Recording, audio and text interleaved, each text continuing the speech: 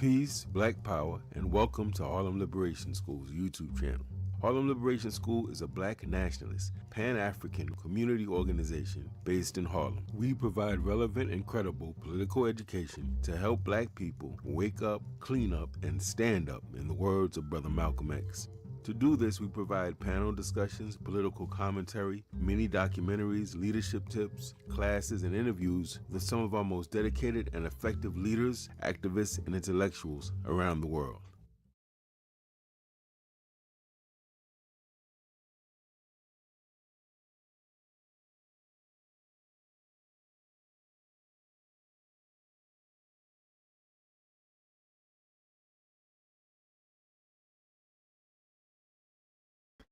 Peace and Black Power families, Brother Agyei from Harlem Liberation School, where we teach Black people to wake up, clean up, and stand up, in the words of Brother Malcolm X and his three-part call to action for our community. Before we begin, let me say that whether you're here in the live or recorded version, we appreciate you. I'm going to say that in advance because I know some of y'all are going to sleep on this episode. It's okay. And then you're going to hear it reverberate, and then you're going to come join it in the recorded. So I'm going to thank you in advance for being here. I want to begin, though, with a quick announcement that's very important. Family, I'm tired of seeing some of our best and brightest on this planet fumbling around, dropping the ball, messing up with the leadership. It's sloppy. It's not on point. It's not tight. And so I'm facilitating these online leadership empowerment workshops every month on the last Thursday of every month of this year, family, from 6:30 to 7:30 p.m. Eastern time. These workshops are for our community organizers, our activists, our leaders, our educators, and also our small business owners who are conscious. Or if you're not in any of those groups, you aspire to be in those groups and you want to get some knowledge to move forward with strength and with competence, right? Because we got to now move from simply having consciousness to having know-how. We have to now talk about how do we develop all the things a nation needs? How do we run large-scale enterprises? How are we going to be administrators? How do we organize our communities? What are the basic tenets of community organizing, right? These type of things. The first workshop is going to be, I believe, in 5 days, this coming Thursday, January 29th, from 6:30 to 7:30 p.m. Eastern. The fee for all of these workshops is only $10, family. So this is not cost prohibitive. $10. And with the $10, you get a 60-minute workshop from me. It's going to be virtual. And you will also receive an ebook that's kind of a companion guide to the workshop. So you don't even have to take notes. Everything that we discuss in a workshop, when you register and you attend, you're going to receive a digital ebook that covers everything. So that's that for that, family. The link to register is in the description section of this video. And also, you'll see, if you see that digital flyer there, that lists all of the different workshops. I'll probably put it up later, but you can also scan the QR code in the lower right and get right to that registration link as well. All right, family, that said, tonight's conversation is talking about an introduction to the 5% nation of gods and earths, its origins, kind of its core teachings, and its real world impact, designed for viewers who may be encountering some of these ideas, this organization for the first time. I can't imagine that nobody knows about that people don't know about the 5% nation gods and earth, but you never know. And I want people to really understand their relevance and importance to our communities today. And with me, family, if I had an all-star team, these two brothers are going to be on the all-star team.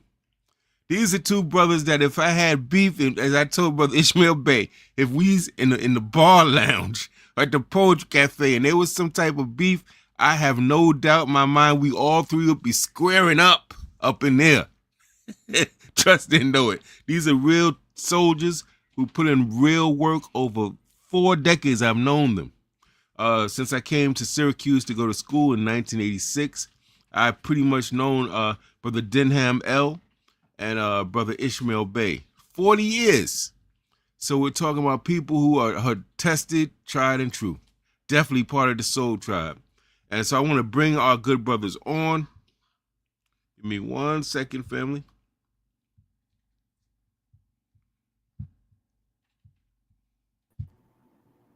All right. Now, you know I got to say, peace to the gods.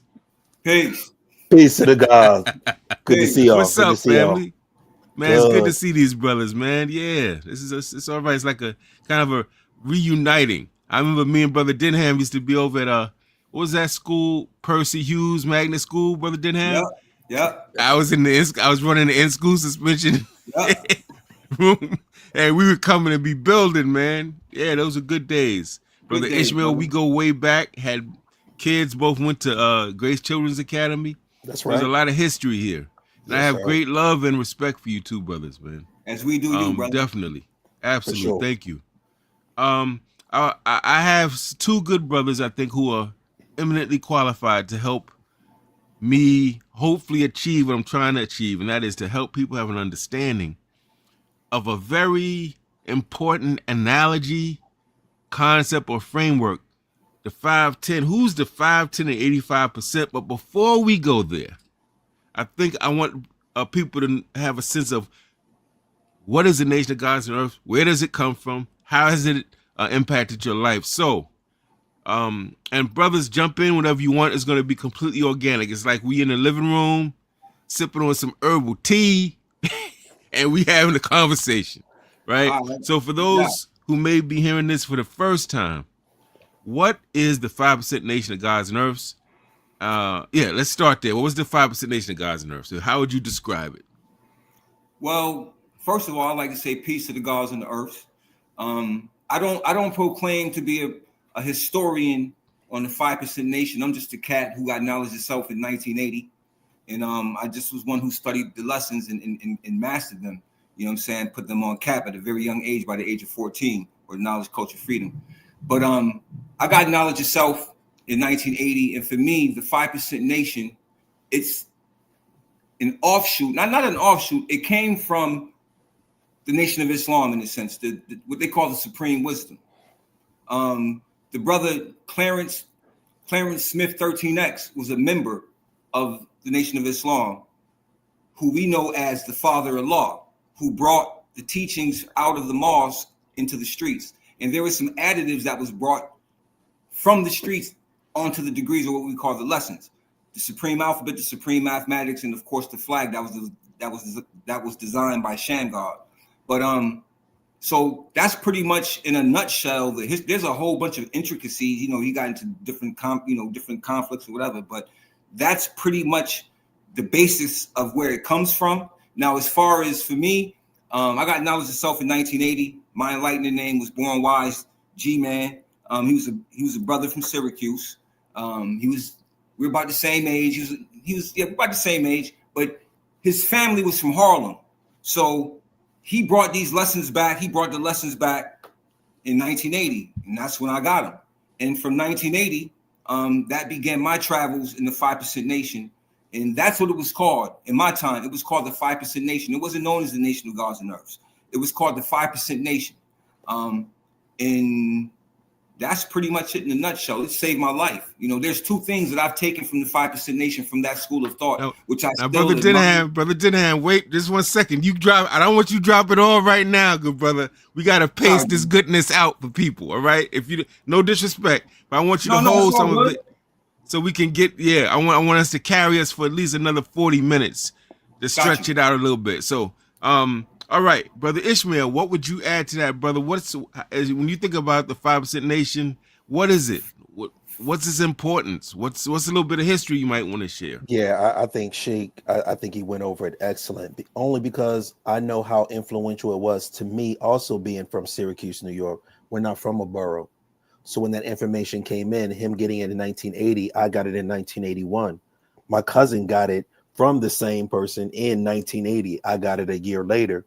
And again, it saved and influenced my life. It's the perspective that I use until this day, right? The lessons or what you find, or the foundation that was laid, it allowed me to move through life analyzing things scientifically, analyzing things, knowing that using a pragmatic mind and not being led by emotion, it allows you to avoid certain things, certain pitfalls, allows you to analyze things that's going to be in the betterment.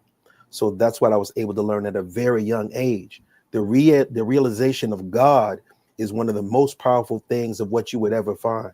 So once you find the reality of God, you now identify who God is. Now you also identify who the devil is, whether it's in yourself or whether it's outside of yourself. You've now identified two major things. The Honorable Elijah Muhammad teaches that one of the most important things that a person can ask is, who is my father? Where do I come from? Where do I derive from? These are answers that I got very early at the age of 12. So I was very grateful for those teachings. Thank you for that, my good brothers. I want to take a quick pause and see I want to highlight some of our comments. We got, who's this brother? Norman Radio saying that he is from Toronto, in Toronto right now. We got Phoenix Moon says peace. Peace. We got Justice Orion, peace to the gods. Peace. You and I Radio, that's my man, brother Ra. He wrote a book called The Fact Project. He and I do a live broadcast the first Monday of every month. It's a very good brother. He says, this is Ra, Fact Project in the building, respect to the nation of God's nerfs. Peace. Phoenix Moon says, tapping in from Mohawk territory. Okay, that's what's up. Peace. And I think this lovely sister right here, I think I know her pretty well. I think that's my queen, the Queen Brenda in the building. And co-founder of HarlemLSchool. She was there with me when I was frustrated. It's like, man, our people don't have knowledge of self, babe. I'm going to these panel discussions and they saying stuff that ain't even true. We got to do something about this. So I'll give a shout out to the Queen. She's saying, welcome to HarlemLSchool. And she's encouraging people to subscribe, join in the discussion, comments, if you got questions. If y'all want to throw a little money, we ain't gonna get mad at you either. We'll put that up too. If people watch and say we support this, we want to throw some money at it, we certainly support that. She's also welcoming my brother Ishmael Bey and brother Denham back home to our forum. And I think we have, and she says she's also greeting other people in the broadcast. That's the Queen Bee. And she says peace to her love. Peace back to you, baby girl. All right. That said, let's get back to, hold on, family. There's a lot to do. This is a lot of you have to do with these broadcasts, putting the little banners up and all that. The second question I had was if you could explain, because I know that there's a connection between the Nation of Islam and the 5%ers that a lot of people may not know. Could you all kind of help people understand what that connection is? What's the connective tissue? Where does Clarence 13X Father-in-law fit into this so that people understand, that makes sense. So they get some of that history. I kind of touched on it, but Ish, you can touch on it as well. Yeah, of course. With, Father-in-law coming from the Nation of Islam, he was a lieutenant, within the Nation of Islam. When he stepped out, he's going to bring a lot of that knowledge and information with him. Of course, one of the pillars of the Nation of Islam or foundational educational tools is the supreme wisdom, right? That's something that's mandatory for registered Muslims to go through. That supreme wisdom was one of the things that were taken out of the mosque and added to, and it was put in a way that was going to be palatable to the youth. Father-in-law identified who he wanted to focus his demographics for. It was one of the most brilliant moves that you could make, because he invested supreme wisdom in babies, right? And when you invested in your demographic is the youth, that means your message will never die, because the youth will always be growing, and those youth grow up to become elders, and then they give back to the youth, and it goes and it germinates and it germinates. So the seed is always growing. He identified that scientifically. What a master teacher. So he took that knowledge and information from the Nation of Islam, added to it, and then he moved forth with his message, including a language. Pete did, and he's 100% correct. Check this out. I have to add on to this. With the alphabet and the mathematics, the father knew and understand the demographic he was going to. Also, he understood the education or lack thereof of basic educational principles. He brought alphabet, renamed the alphabet, which was suitable for what he was doing, and he brought a supreme mathematics, 0 to 9, and gave those numbers names and taught the science of adding on.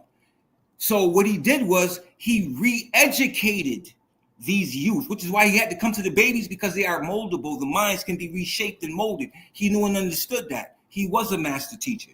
I just had to add on. Yes, sir. And if I may just put a perspective on it, is it okay? Is it okay? Indeed. Brother, that's why we're here. You go ahead and run with it, brother. Go ahead and run with it. These exercises is something that lives, right? You should be able to take these mathematics and make it practical in your everyday life, right? So an example, I look at strength and I look at beauty when I see how you interact with our Queen Brenda. You and Brenda. So if I'm looking at today's mathematics, I'm looking at wisdom and I'm looking at culture or freedom. That wisdom or culture or freedom, right? She's the wisdom, right? You're building your culture of freedom. You're investing in developing your platform to reach the masses of the people. You're developing a culture of freedom, all being born to equality. Equality, exactly. Equality is to be equal in all things, Come on, talk right? to him. So that 2 and that 4 is today's mathematics, all being born to the equality. It should be something that's breathing in how you interact with one another each and every day, right? And you're elevating her, she's elevating you. She's there to support you, you're there to elevate her. She's baby girl, you're great king, you're building together. You're developing babies, right? In real time. That's the beauty of what mathematics teach. That's the beauty. 2 now, plus 4 equals 6. 6 is equality. The 6th degree of the supreme mathematics is equality. 2 is wisdom. 4 is culture freedom. That was the science that the father taught, to add on, to make things born. Born means to add on, to continue to move forward, or to continue to grow, or continue to ascend. You know what I'm saying? So that was the science. The father was on it, man. Yes, he was. Listen, anyone who doesn't really appreciate the impact of who we refer to as Father Allah, Clarence 13X, all you gotta do is look in the world of hip hop, look in music, look in our art, look in our law, look in the streets. The 5% Nation is all in the prison system. It's in the schools. It's in middle school. It's in high school. It's everywhere. It's in other countries. So, Brother Denham, before we got on, he mentioned that he got knowledge itself, and he wasn't in Harlem. It started in Harlem, but it didn't stay in Harlem. It's overseas. It's in the military. It's Correct. Brothers in the Navy, Army, Air Force, Marine, all over. So that bears witness to his understanding, not to be way up here with it, to bring it right to the people, with it, to meet people where they are. Right. Now, there's some controversy involved, but to me, it speaks to the courage. I rock with people who they say, I hear what y'all saying, but I see it this way. No disrespect to y'all. Y'all keep rocking, but I see it this way. I can trust people like that. It means that they're not going to go along to get along. Right? We can trust men and women like that. Clarence 13X, tell us the controversy, because when he leaves the nation, it wasn't on good terms, but could you explain why? What was the controversy between what he was teaching and what the Nation of Islam was teaching at the time? Well, you know, there's a couple of different histories, in a sense. You know, people see episodes differently. They perceive things different ways. So there's a couple of different stories. You know what I'm saying? One story is that, you know, in the supreme wisdom, you know, there are things that's taught about the grafted type, what a grafted being is, and so on and so forth. And, you know, he challenged to the fact that Farad Muhammad was grafted. And he said that the black man was God. So, you know, that's one of the issues, according to history, if depending upon who you ask, and it could be other things as well. But it was said that Malcolm responded to him and told him that what you're saying, even though it may be true, it's not the right time to say it. And you know, Add to on, follow brother, up on please. that, yeah, the timing. I think you hit it spot on with that. The timing, right? The Honorable Elijah Muhammad used to use the phrase a lot. Don't feed a little baby steak. Mm. Because when you give somebody information and it's not the right time, it may be overload. I know a lot of great wise gods, and many of them have gone crazy from that knowledge. I know, That you know, knowledge we can know a few can drive you mad. in real Now, time. In if real you are a time, I've seen it. scientist, absolutely. If you are a scientist and you know your demographic, you'll know how to teach them. And that takes trust, right? But if you're dealing with very powerful knowledge of teaching a human being who they truly are, and it's out of season, you can destroy a whole lot of things. So that's where a lot of the conflict was coming from too. You're taking a supreme wisdom out of this temple, and brother, you're not qualified to Right, teach that information. You're Right. not a right. minister. You're not one of my Right. ministers, nor have you been qualified as one of my ministers. How dare you take this teaching when I have ministers that I have taught who understand what my message is? I'm not here to teach a message, sir. I have a greater message, and I know what I'm doing. Right. So that's where the conflict was coming from. Yeah. You need show to Yeah. prove. And also, it comes down to, I think, you know, when people have organizations, there's a protocol, you know, and people Of want it course. taught this way, you know. So I think that the brother, and I'm not knocking the nation. Listen, the same way I give it up for the 5% nation, I got to give it up for the Nation of Islam, Most because definitely. Most definitely. they are a lot of my foundation, you know, a lot of my foundation. Brother Ishmael, that's why, Brother Denham, that's why who we bring in the college campus back in the day. We bring in Khalid, Yep, you we Yep. bring did. in Farrakhan, Yep, you right? did. And a lot of other people, but You did. Yep. they are, whatever people think of them. Mhm. It's like my father. I don't care what your father did. He wasn't there. If you had connection and your father dropped some wisdom on you and taught you some right way, you're going to be like, I didn't like A, B, and C about dad, but I'll be damned. That E, F, G through Z made me who I am in good ways. So I have that kind of relationship Let me with a let lot of me these people. let me properly acknowledge the strength and the character that you displayed at a young age. We were still babies. We were still babies. We thought we was grown. We ain't know nothing. Word. The courage and the strength. You caught heat from small hats for the people you were bringing on that campus. And Yeah. you didn't just limit your presence to the campus. You openly embraced the community, allowing us to participate actively in things that in a world that we probably would not have been privy to unless we were up on the campus. So you opened doors at a young age and fought battles at a young age, bringing in elders and knowledge and information that exposed us to so many invaluable things. I salute you and I honor you for that, brother. Thank you, good brother. And you know what I'm Yeah, going to say. man. I had Word. good teachers. I had good teachers, man. You know, You did let me your tell, thing, man. for those who don't know, so I'm from Harlem. 86, I'm going to college in Syracuse, New York. This is about a 4.5-hour drive from New York City, right? And I'm meeting some beautiful brothers and sisters in Syracuse. Now, some of the college students who come from other cities and even countries to Syracuse, New York, had a bourgeois, condescending attitude. They're townies. When I remember I first heard that, I said, "What is a townie? What's that mean?" Oh, they from here. I was like, "But what does that mean?" Because they said it in a way that didn't sound good. So they're not with us. I said, "Whoa, whoa, whoa!" That would be like y'all left Syracuse in '86 and came to go to Columbia University and called me a townie. Like, what do you mean? I'm from here. So I didn't see that division there because I didn't see the division here.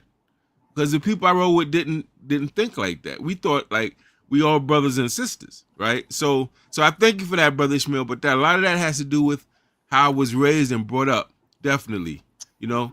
So yeah, definitely. Yes, sir. Now, so that's very good. And the reason I raised the question is because it says a lot about a man. I'm going to say this again. You know how people say, I was with the police force for 80 years. but I don't support the police. Right. And then you got somebody that says, I was with the police force for 3 years and I quit. I couldn't do it. Who you gonna trust? Mm-hmm. So Clarence 13X, that had to be for people to understand. The Nation of Islam is this big organization in the 60s, what? Right? Right. And it had mad respect. Nationalism, people don't know. First was Garvey was strong. Noble Ali was strong too in their time. But in this time, it's the Nation of Islam. So for this man to say, nah, man, I don't believe in no spook God. The black man is God. Right. The true and living God. That says so much. That makes people straighten their spine. It makes people say, I can do anything I want to do. Nothing holds me back. Right? But to stand up to Brother Malcolm and the nation at that time, and we know Malcolm would have his own issues. Correct. Huh? Mm-hmm. Right. So this brother may have been giving Brother Malcolm a nod like, bro, you need to rethink some things yourself, right? We don't know. But for him to take the position, kick me out or I'm going to leave or whatever, and I'm going to start, says a lot about him. And I don't think he gets his proper due because people didn't see him in the same light as Brother Malcolm or obviously Elijah Muhammad. They didn't quite give him his due, but man, that takes incredible dignity and integrity to say, hey, if I get kicked out, it is what it is. And he didn't just get kicked out or leave, he kept doing the work. Right. For the seeds, like y'all said. So I thank you for that, family. Now, on a personal level, Brother Denham, you touched on it, but I want you to go further with it. How has the 5% Nation helped you personally grow mentally, spiritually, or what have you? What was the positive impact? The 5% Nation was something that was so influential to me because it gave me a good look at myself. It gave me a good look at environment at a very young age. It also impressed upon me two rules specifically that I take from this nation.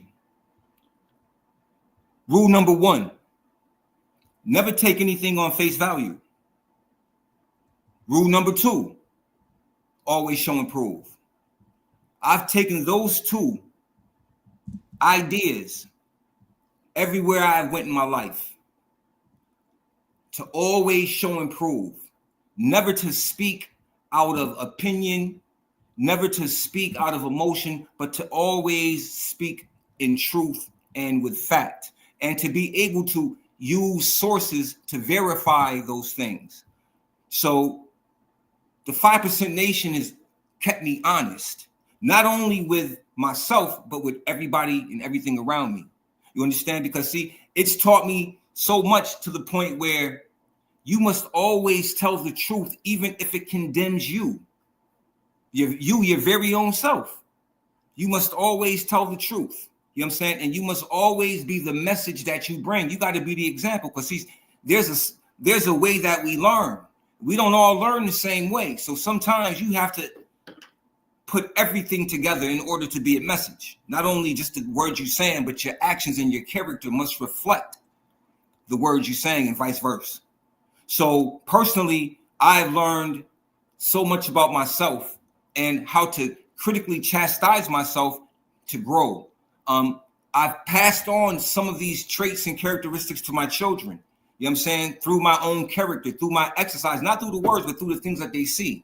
So the 5% Nation has always been for me the whole idea of each one teach one, which is why after 40 something years, I continue to speak. I continue to make videos. I continue to uplift. I continue to give of myself unselfishly without asking for anything in return. I don't expect anything for the things that I do.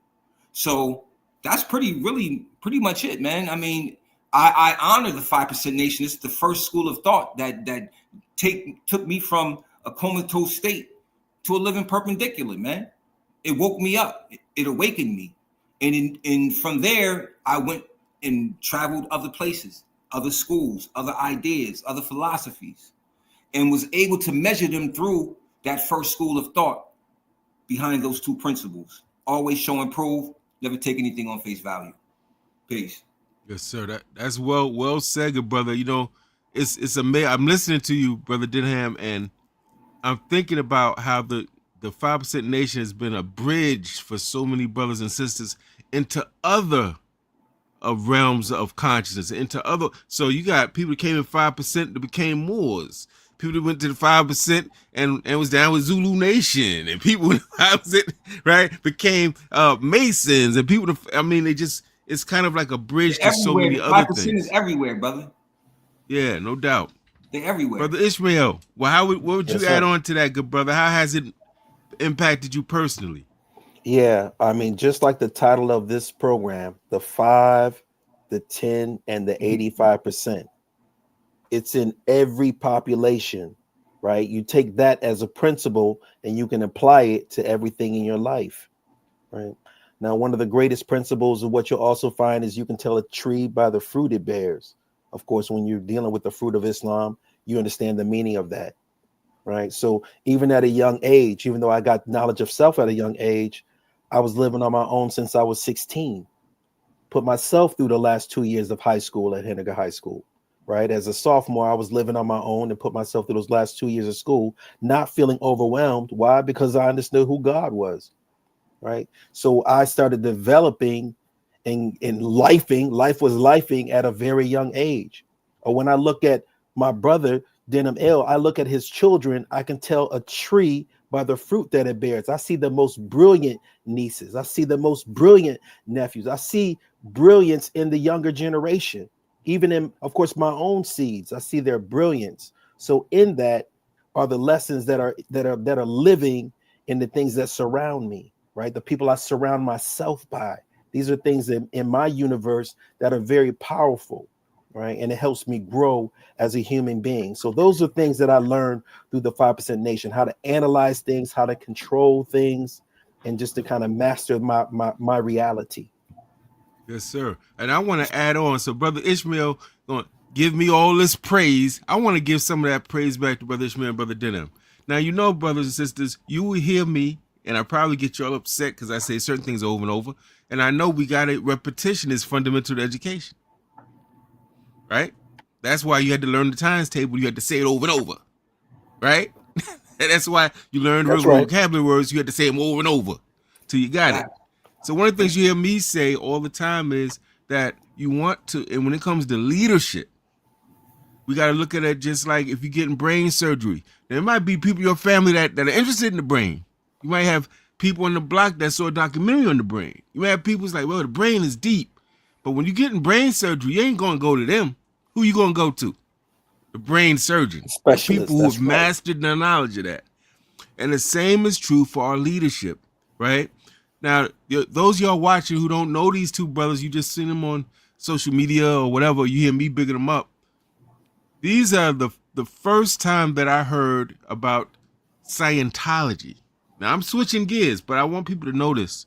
The first time I heard about Scientology and its negative impact on our community, how they were infecting the communities and infiltrating organizations, and, oh, come look at our beautiful building and use our facilities for free. I was like, what? I saw them popping up in Harlem. I was like, what the? On 125th, 2 of them. I couldn't believe it. I remember I went there and was kind of challenging the people like, what are y'all doing? What's this about? But then I saw y'all were on that early. We're talking about more than 10 years ago? Yes, sir. Right. Yeah. And y'all dealt with ramifications from that. Am I correct?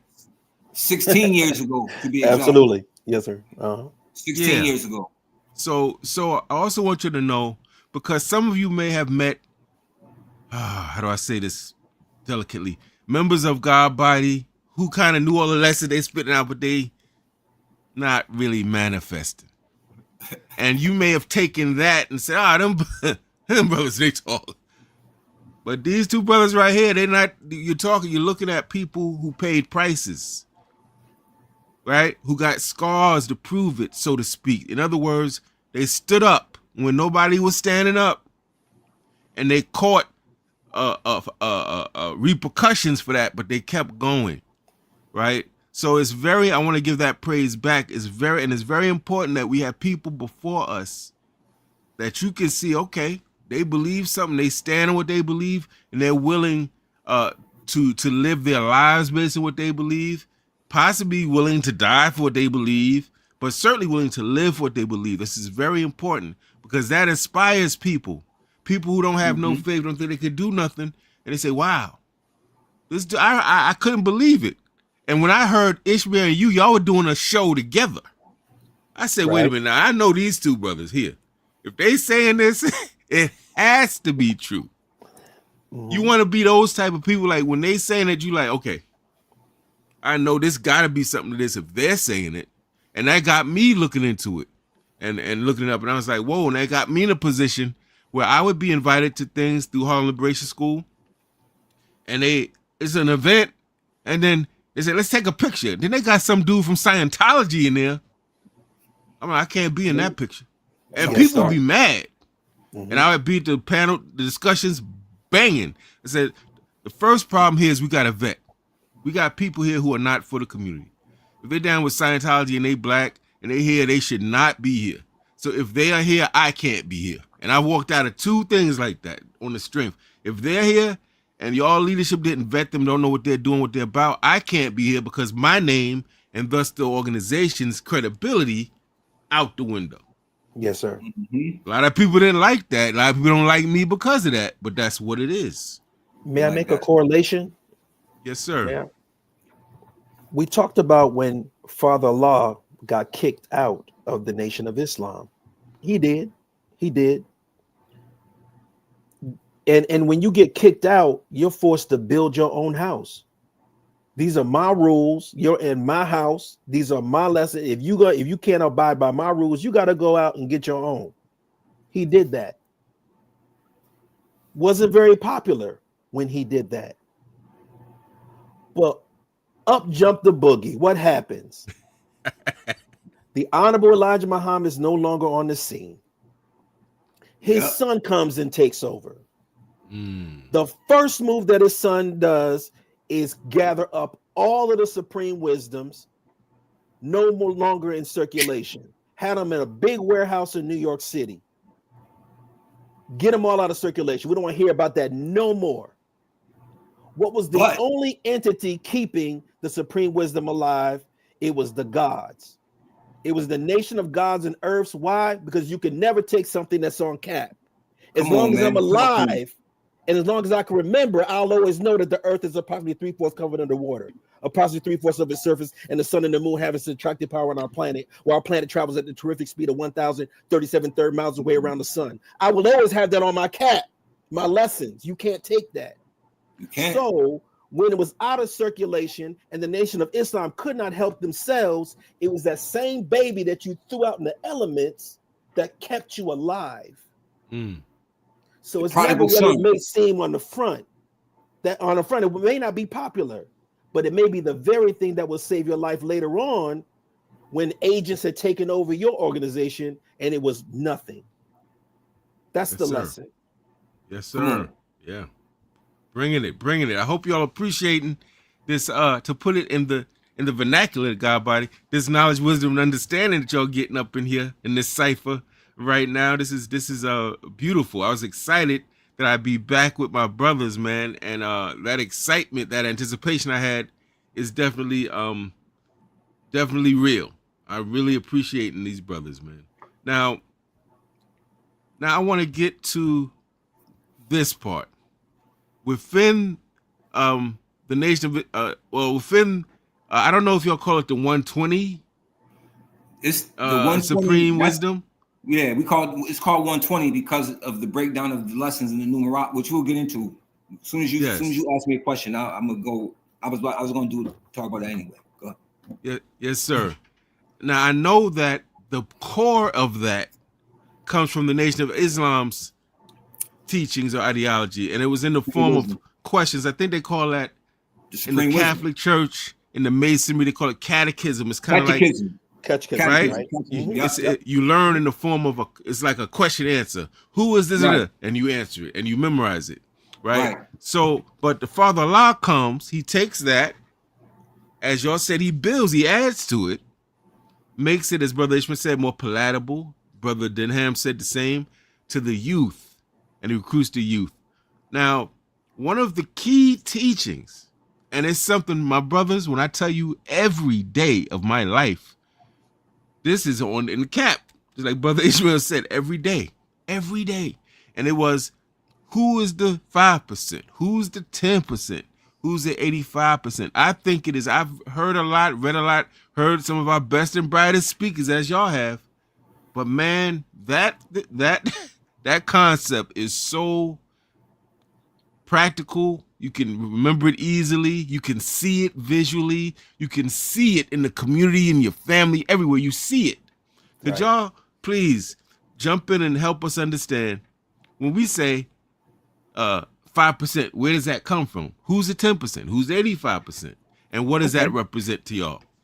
Well, for me, that those questions come from what we call the 1 to 40 degree. You know what I'm saying? Questions 14, 15, and 16 to be exact. You know what I'm saying? Who's the 85%? Who's the 10%? Who's the 5%? To make it simple and plain, I would say you can see the 85% as the masses of people, quote unquote, people who believe in a God or a religion. Because remember, the 5% nation is not a religion. So when you're talking about the 85ers, you're talking about those who believe in a mystery God, those who believe in an invisible being, and so on and so forth. To make it plain, to make it just short. The 10% would be the very same people who actually preach to these people who believe in this mystery God, as well as what they would call Freemasonry. People sitting in other secret societies or other orders, including preachers, reverends, the Pope, and all that type of stuff. That's what you would call the 10%. And then we know who the 5% is. You know what I'm saying? Which is us. Those who know the origins of the true and living God and teach that the true and living God is the supreme being, the black man. That's, in a nutshell. But I'm gonna let Ish add on, because I could keep going, but I just wanted to kind of give it in a nutshell. Keep going, brother. You keep going, and then we'll pass it on to Ish, and he'll get his chest. Go ahead, brother. All right, indeed. So, when you're looking at the actual lesson, the 85% are the uncivilized, the poison animal eaters, you know what I'm saying? Slaves of a mental death and power, those who do not know the origins of the true and living God, as I said earlier. That's how you would break it down pretty much. But what we do is we take these lessons, we understand them, we learn them, we can recite them, but we have to understand them. That's the best part of having any type of information, is understanding it. When you understand it, you are able to make that information suitable for anybody, because you know your audience, you know your demographic, you know how to speak to the people that you're dealing with. So sometimes, you may have to come from a different, what we call is God, we call it currents, coming in currents, swift and changeable currents. You know what I'm saying? A hot current, a cold current, a fluid current, a warm current. But that's the science of this nation. You know what I mean? We are fluid. We are able to move between what we would call right brain and left brain thinking. We're able to move between what the Freemasons would call the two columns, or so on and so forth, or because we deal with that particular type of science. So the 85, the 10%, the 5% is in every society.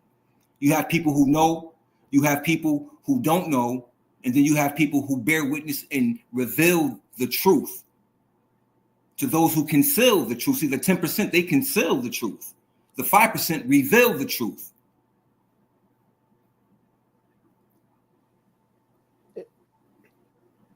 I think you're muted, brother. Yes, sir. Thank you for that, Brother Denham. That's powerful breakdown. Brother Ishmael, I know is going to add on to that. Brother Ishmael, what you got to tell us? Yeah, Brother denham-el, I mean, he did it excellent. He's laying out the rules of engagement, right? The rules of engagement. There's a battle that's taking place, right? As Mobb Deep said, there's a war outside, right? So you got to understand the rules of engagement. You're coming from one perspective because you're obligated to teach the truth once you know it. You're obligated to do that if you're of proper character. Now, if you know the truth and you're obligated to teach that truth, then someone else knows that truth also, and they're in opposition to you. They're the ops. Their job is to make merchandise of the masses of the people, the 85, the sheep, right? So this battle takes place. They say that when two elephants battle, it's the grass that suffers, right? So this battle's taking place of one side that says They know the truth and they're going to teach. The other side is saying, we know the truth, but we are here to make merchandise of the poor. And this clash takes place in every element, though. It's not just limited to society. It can be within a quote unquote organization, within an organization that you may form with all great intent. That element of 5, 10, and 85 will indeed be in there. So you always have to be aware of that element to make sure you're on the right side of history. It's always a challenge of you analyzing yourself to make sure that you are in righteous character, because we're not always in righteous character. We make mistakes. So we have to wage jihad on ourselves in order to make sure that we can purify ourselves to get back in alignment. This is what mathematics will teach you, right? But it's just laying out the rules of engagement, brother. Yes, sir. I love it. Man, if y'all could have seen me back at like maybe at 13 to the time before I went away, I'm going to that 126th Street for self and soaking it up. And they was tickled. The older brothers was tickled with me. Who's this young brother coming here every other week? I just like to hear them. I just like to, I don't know why I didn't join, but I just love to hear what they had to say. I would ask them questions, man, you know, and what you said, Brother Ishmael, I have a story. Brother Khalid Muhammad, may he rest in peace and power. We were on the phone, and I was in grad school. I was really frustrated because I was in the community. We trying to do this rites of passage program. You know, we went to the Million Man March, and we came back fired up. So he's like, we're going to do a rites of passage. And I had the dawn this time, getting black men in Ithaca, New York, with no disrespect. This ain't representative of all black men in Ithaca, New York. But man, you'd have thought that I was pulling teeth trying to. I'm out in the community. I'm in grad school, and out there trying to get brother. And I got a little family, young. I'm trying to say we gotta do this right, Patch. We got, and man, I mean, it was arduous work. And so when Khalid called me on a whole nother matter, I said, Brother Khalid, man, I don't understand. These people say they're conscious. They say they're nationalists. I was just venting. And they say to this, what's going on? I got to pull their teeth to get them to do this for the babies. And he said, good brother, don't get upset. You know the 5, 10, and 85%, don't you? I said, yes, sir. He said, well, that is not just in the society at large, good brother. That's in your family. That's on your block. That's in your organization. That's in your business. And then it made sense. Brother Ishmael, Brother Dan, what you just said made sense. I couldn't understand, if you're saved for this, why aren't you doing that? Right. And he broke it down. He said, that's telling you that there's, within every group, there's that core group that's about it. We can even take it to the criminal element. Right. In the hoods, there's people that talk about it, they rap about it, and there's people that's about it. Facts. You call them, you don't call them unless you want a body to drop, correct? Right. That's correct. Know people like that. You don't call them, because if you call them, bodies are dropping. Correct. Period. Mm-hmm. Right? Yep. They the 5% in that world. Mm-hmm. That's right. The rappers that's faking the funk and selling it like it's a good thing to do, and they don't know nothing about that, are the 10%. Right. In that world. Mm-hmm. And then most of the people who don't know what's going on would be the 85%. So it represents in every dynamic. And so I'm so glad that you both hit on that. That's very important. Now, I want to now broaden the discussion. I want to kind of zoom out, because we got the 5, 10, 85%. I want to also touch on a few things. It says the 85%. We have to understand the 85% very well, because what? They're the masses. Right. That's most of our people. So it says poison animal eaters, they pray to God they know not what, easy to lead in the wrong direction and hard to lead in the right direction. That's right. Why is that important to those of us who are teachers, organizers? Why is it important we know that part, do you think? I think because it's giving you some insight. Right. And the insight is going to lead you into certain studies when it talks about poison animal eaters. So now you're talking about what's the poison and what's the animal. Okay, it's the pig. So people begin to study the pig, or begin to look up and research why it could be considered poisonous, and so on and so forth. So that opens up a doorway of research for those who actually are credible And the reason why it's said, because not only is it bad for you, but it also affects the brain in a sense. I mean, it has worms, trichinosis and things of that nature. Yeah, I mean, and it's actual fact that they've found brains with those worms in it from people who were heavy eaters. So, and then the mystery God of, worshiping a God they know not. Now you're dealing with religion, and when you do it religion, that's blind belief. That's belief without any investigation or challenge to make it an actual fact. See, with us, with me personally, to show and prove means that I don't believe anything. If I can't take a belief and make it an actual fact, I don't need it. I don't deal with it. But I weigh and vet that said belief to see if it can be altered. If I could use alchemy to alter it, but it does. If it doesn't work like that, then I don't need it. So belief can stagger movements. You know what I mean? Because even though you may be teaching liberation, and some people they like the way it sounds, but when it's time to actually do it, you will hear a belief come. I believe that God can do it. God will save us. I don't think we should be outside. I think leave it to God can change everything. You will hear these beliefs pop up. And also in that 85%, they're also described as those who are slaves, of a mental death and power. That's right. So to be a slave means that you're a part of those masses, but aren't you striving for freedom? Is that a part of your mathematics where freedom should be a part of something you're striving for? Do you want to just live just to die? Or do you want to make sure that your life is worth something, that you can leave a part of your legacy as you do pass on? You should be striving for freedom, not just be a mental slave, Yes, sir. Thank y'all both for that. I want to ask a question. It's kind of a leading question. It's something I don't typically want to do. But it sounds to me that one of the things that's important for that 85%, and what a description. Y'all have to, you have to read it. I want you to see it in print. It's like, wow. You read this, you're like, damn, that's what the masses is like. And then you think about the people and you say, I see the point of why they putting it in that very specific language. But what it reads to me? I think it's important for activists and organizers because it says, have grace. Have mercy. This group is not evil and they're not malevolent. That's the key. They're ignorant. Yeah. And there's a difference. Mm-hmm. The 10%, on the other hand, they're evil. They are evil. And they are malevolent because they know better. And they're the bloodsuckers of the poor. They know exactly. If they keep repeating the commercials, you ain't even hungry. You ate a 20-course meal, but now they're showing McDonald's and you talking about, I want McDonald's. Right. You're not hungry, and they know that's going to give you diabetes and high cholesterol. It's smoking. They putting it for kids. And at Harlem Week, when I was a little one, they had a van, good brothers. They had these Newports, and it was a small pack, and they was giving them out for free. Samples. You heard? Right. Why? They know that it caused cancer. They put it on the package. So these are 10%ers. Right. And so the thing is, we got to be loving with the community. They'll make you want to wring their neck sometimes, right? It's like, come on, brother. You're fighting, you're arguing over stuff like, nah, this is what it is. But we got to remember, and I start with myself, we got to remember the grace.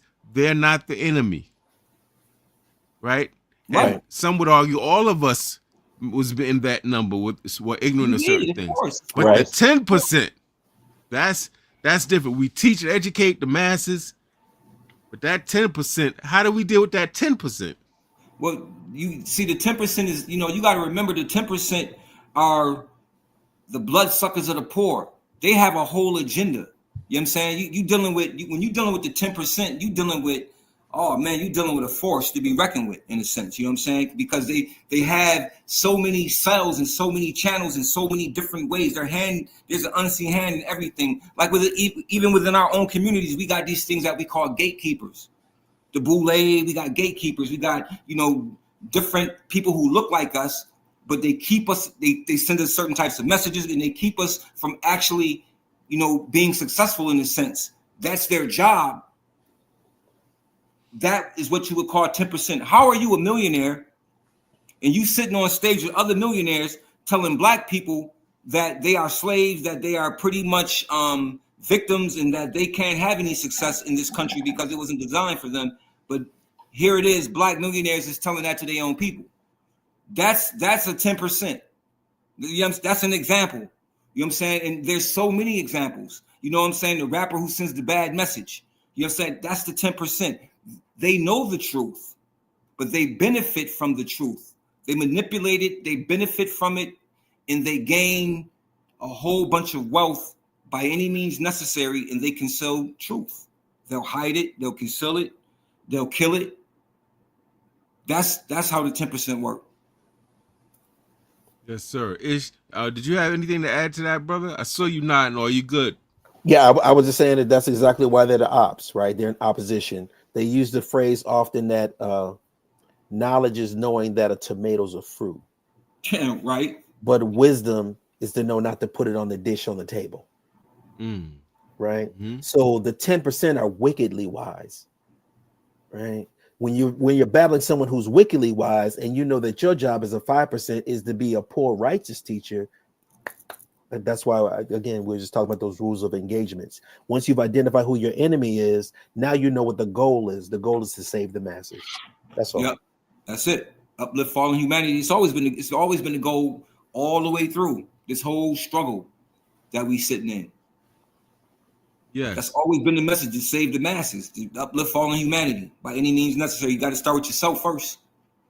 But that's the goal. Yes, sir. One of the things that I'm noticing, and I've kind of studied a little bit about it too, is the studies show that people who are entering a particular profession or career or whatever, their odds of succeeding increase dramatically when they know what they're getting into, when they are aware. Oh, you want to be a doctor? Oh, 8 years of medical school, gotta do this, long hours on call. They do well, better than people who kind of jump into something didn't know. Oh my God. Right. This means I got to stay up 18 hours as a grassroots. I got to be on the job 18, 19, 20 hours every day.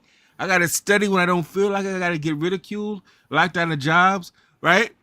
Right. Could y'all talk about, before we go on, some of the, whatever that you feel comfortable sharing, obviously, in a public space like this, some of, as being 5%, representing that real 5%, what it means, what are some of the pushback, resistance, difficulties put in your way as a result of standing up, exposing 10%, trying to resurrect the 85%? So if you get a sense of what to expect with this, so the people that come to this ready to get to work and know what it's about. Well, me personally, I'll give you an experience. I created an organization called Gangs Anonymous back in like 1999, and it was very powerful, right? So Elliot Spitzer put out a gang initiative, a $40 million gang initiative. Spitzer, this is Spitzer, the guy Spitzer from New York, governor. He was the governor at this time, and went to a meeting. And I got to this meeting, and it was about 40 white folks sitting around the table that I had never seen in my life. And I got up and I asked, why are y'all here? I've never seen any of you in my community. I don't know who you are. What's your purpose of being at this table today? And what do you know about gangs? And what do you know about my community? Why are you here? I said, oh, that's right, the $40 million, that gang initiative, that's why you here. Right at that moment, my own co-workers was tagging my arms, pulling my arms, telling me to stop, telling me to sit down. The people who were supposed to be with me on the front line, standing up, they wanted me to sit down. At that moment, they became the 10%. They became my own enemies. I lost my job the same day. That's just one example. I was blackballed from my own home for a little while. I had to go other places to work. I couldn't find a job in Syracuse because they passed my name around. That's just one example. I can give you a bunch of them, but that's just one. Hey, you're on mute, I fella. think this is important, Brother Denham, and I'm not trying to make this like I'm not one of these alarmist dudes. I'm trying to keep the people in demoralization. But I think it's important because people will look at people that's 5%ers, be like, y'all talking all that. Where's your 80-room mansion at? Where's your 8,000 car garage at? And maybe they don't understand that we can get that. But we deal with a level of opposition that a lot of people don't. Brother Ishmael, would you like to share any of the, when you step up and stand out, some of the pushback you got that made life more difficult? Yeah, I mean, in times in life, things can be very pivotal. It becomes a gut check, right? Of you, having to make your choice and be willing to either, stand on your hill or die on your hill or whatever, come what may. I know for a fact that me and Brother denham-el paid a great price for standing up, protecting our community against Scientology. I know the price that we paid behind the scenes, right? Fortunately, many of the major slings and arrows that we were able to catch, I was self-made, having my own, restaurant and bar, making my own money. So I was my own boss. People who would try to report me to see if they could, stop my income. I was self-made 100%, But however, knowing what was going on behind the scenes, I know the price that it pays, right? And I was taught that by seeing what Khalid Muhammad went through. This is somebody who got the $5 million from Gaddafi and didn't take one single dime of it, strapped it, duct taped it to his body, went through Africa with the $5 million to deliver it back to Chicago, right? Only for that same entity to turn their back on him. So I know what it's like to pay the price, right? I was in those rooms at the hotel when he would call Ice Cube, and Ice Cube was too much of a punk to even pick up the phone. His bitch ass wouldn't even pick up the phone after you sampling him on the songs. I was there when he wouldn't pick up the phones no more, right? So I know the price that people pay for truth because I've seen it with my own eyes. So I already expect it. I've come from a community that's seen their elders be in poverty and not have funds, right? So I was able to allocate to make sure that I'm straight. But I learned these lessons. And again, it takes me back to the lessons that had me prepare for all of that. So just knowing, yes, there's a price that we all pay for quote unquote truth. But you have to be willing sometimes to stand on something, right? And sometimes I don't do it for glory, right? You just do it because it's the right thing to do, right? So even right now, I'm facing challenges and I'm going and taking on yet another powerful entity. I expect to be victorious, but if I'm not, history will make sure that I'm listed on the right side of the history, right? So this is a price that we pay. Did you want to talk about that challenge? Are you at liberty or would you rather not, Brother Ishmael? You know what? I'm going to do a full presentation just on what's going on. It's going to be the entity that I'm with, the Urban Indian Heritage Society, and we've already filed, and we are in our preparation for taking on the Urban League, the National Urban League. They've done some nefarious things, and they have to answer for that. We have the proof, we have the evidence, and yeah, I'm gonna have to see that. I'm gonna have to see that in court. We're gonna see what's really good. Okay, and whenever you're available or you want to talk about it, man, you're welcome to come on the platform and talk about it as well, good brother. You always open stage for you. All right. I appreciate you. Absolutely, God. No doubt. Now, the nation, the 5% nation, emphasizes knowledge of self. If people don't know nothing else, this is what they know about the 5%ers. Right? The way you stand with the feet and the arms, they know peace, they know knowledge, wisdom, understanding, and they know knowledge of self. Why did Father Allah see the knowledge of self as being the foundation, such a foundational concept? What happens when we know it? What happens when we don't? You're on mute, family. You muted, brother Denham. Knowledge itself is ancient. The term knowledge of self is ancient. You know, it's something that the ancients said to man, man, know thyself. That was something that was a requirement for the pyramid schools. To even enter was that you already knew who you were. See, the mystery schools didn't teach you who you were. You had to know who you were to be entered into those schools. Man, know thyself. Therefore, knowledge of self is cut from that ancient cloth of the power in knowing yourself, because see, man is not his body. Man is a consciousness using a physical form called a body. And when man understands and knows himself, he begins to know what God means and what God is, and knows where God is and where God isn't. So knowledge of self is very important. It's essential because it's the connection between man and that creative force that is within thee, that is actually that man. But man is a consciousness using a physical form. And man has existed always on every plane of existence in some form or another. That's it. Yes, sir. And for me to add on, I would just say that a lot of the core things that you find in the nation of gods and earth are those core principles, right? Another famous phrase that we use is word is bond, right?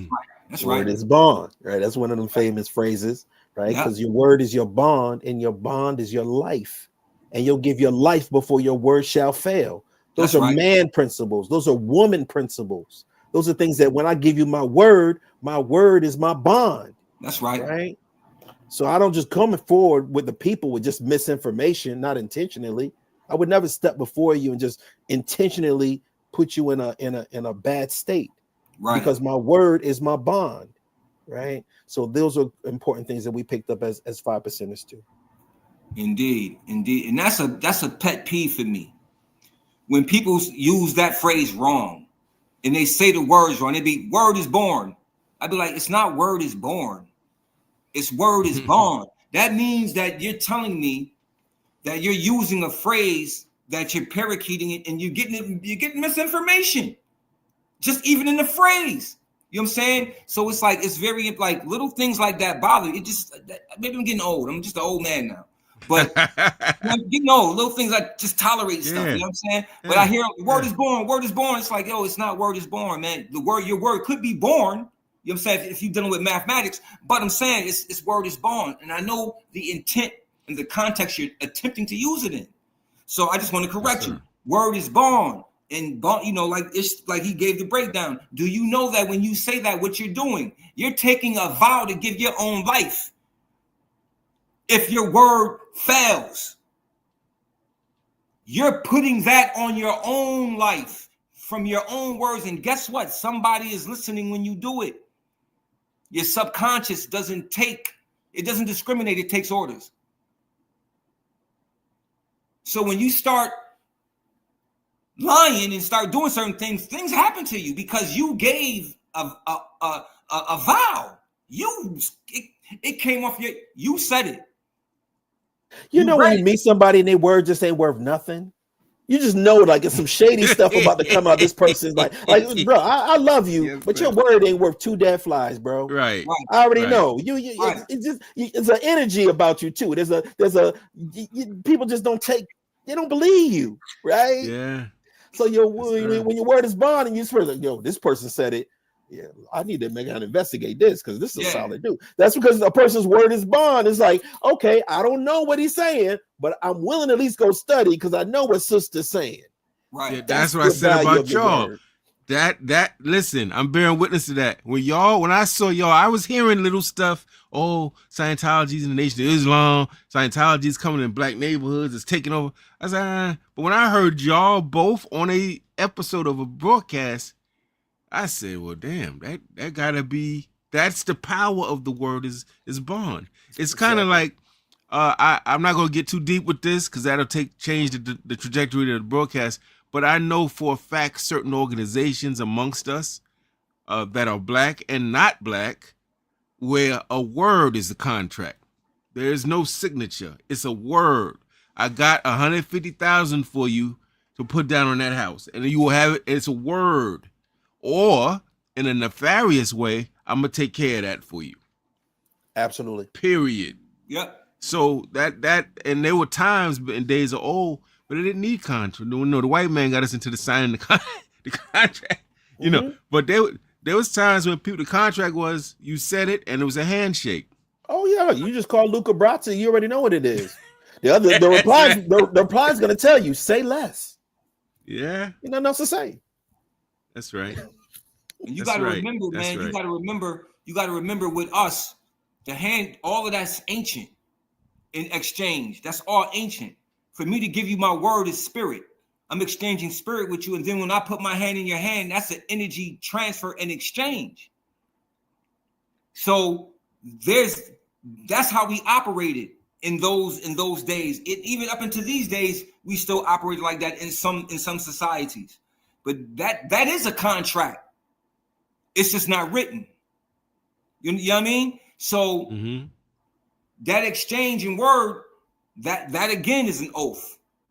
That again is a vow without having to you know what I mean, write it on paper or whatever. It's the exchange from the hand touch to the handshake or whatever, or to the word that's exchanged from breath to breath. All of that is the contract. And if one breaks it, there will be a consequence. You ain't the one who had the contract broken. Don't even have to worry about it. They ain't got to do nothing. Just sit back and watch what happens to the person who broke the contract. You ain't got to even burn no candles. You ain't got to do nothing. You ain't got to do no hoodoo, nothing. You ain't got to do nothing. Just watch what happens. Now, as I listen to my brothers here, man, those of you watching, this is HarlemLSchool. Thanks for joining us. If you're not aware, we teach Black political education. We're honoring the words of Honorable Elijah Muhammad and Brother Malcolm. I attribute it more to Brother Malcolm, but I have a sense he may have gotten it through the Nation of Islam, and it's the 3-part call to action: wake up, clean up, and stand up. It just encapsulates everything in one simple sentence. As a matter of fact, we take it so seriously that we use the acronym of that: wake up, woo, clean up, cool, stand up, sue, wukusu, and that's our greeting. It's an ever-present reminder of what we are to do. Absolutely. Right? So we thank y'all for joining us. Yes, sir. We're here with Brother denham-el. That's the alphabet. Like you broke it down. You can't create a whole new word. Well, we didn't create the acronym, but we took the acronym from just an acronym and made it part of an actual lifestyle and that's a how brand. We add on. That's God. Yes, sir. Because people were saying it, but I didn't see. I was like, yo, that's powerful. You can't just say that. You got to live that. That will cool. If you didn't know nothing else, if you didn't read no book, listen to no great intellectual or scholar, and you just said, I'm going to practice wukusu every day, you be a righteous man and woman just on the strength of that. Absolutely. Because that means you getting awareness, you being self-corrective. You're not just pointing fingers. You're saying, what do I add to the confusion? What are the things about me that get in the way of my higher self? And that's important. In action, it tells you to stand up. Yes, sir. Yes, sir. Now that's a perfect segue, Brother Ishmael. As you see it, brother, both you and Brother Denham, when you go through those lessons, when you think back, do you believe that Brother Clarence 13 or Father Allah Clarence 13X encoded in those lessons kind of an implied or direct mandate to do something? Yeah. Or do you think it was just, we're gonna get together at parliaments and we're gonna break down? Or was there something in that, like, okay, do something with that knowledge? What would you say? And it's really a question I have. I totally agree. I mean, you're 100% correct. For me, when it's encoded, but it's also encoded in the individual who's taking the information. I know cats who read 120, studied it, and didn't do nothing with it. Then there's other brothers who read it and studied and did a whole bunch of things. It's the individual, how they perceive and eat that information and how it affects them. That's it. Like pretty much it in a nutshell. how it affects them. So I was open for that encoded message that was there. You know what I'm saying? I was open for it. That was that encoded message to do for self and to do all that was a part of that was in me. That's why I was able to take it and do the great things that I've done. That I don't even discuss my life much about all my achievements. I have many. I don't discuss them, no. You know what I'm saying? I don't run around and just blah blah blah blah blah. That's not who I am, bro. I mean, I've made hard work, like you said earlier, brother Agyei. When you know what you're getting into, you are apt to have success, and that is why I was successful, because I knew where I was going, what I was getting into, and the rest is history. You know what I mean? So, yeah, man, it just is what it is. It's in you, and yeah, that message is encoded. It talks about you being God. God is sovereign. You know what I'm saying? God doesn't really need nothing. He has everything he needs. That's how you begin to think if it hits you like that. That's it. I told y'all this was gonna put your seatbelts on and your helmets for this one, family. I want to give an example. I hope nobody hit their head too hard with this knowledge coming at you. But this is what we need at this precise time.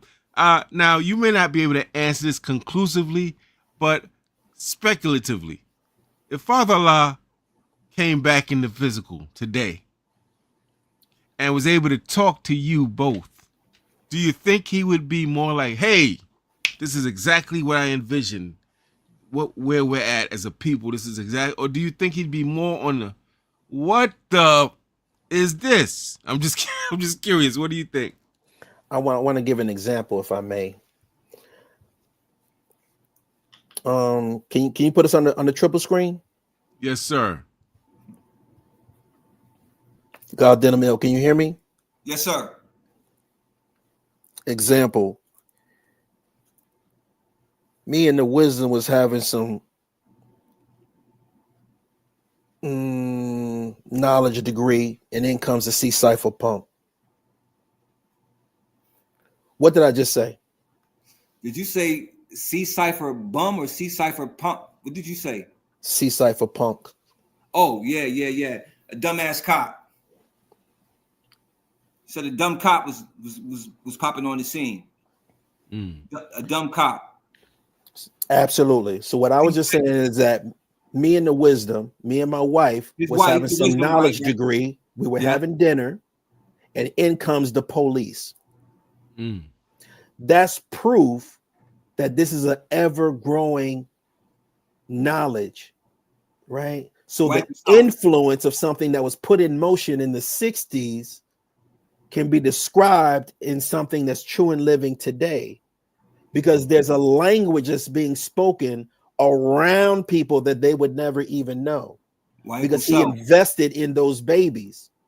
So you're going to have gods that can really, really go through their mathematics, have a whole nother. And even I would be careful, like, yo, okay, I would be able to catch into what they're talking about, because it's so swift and changeable, the language that we use, right?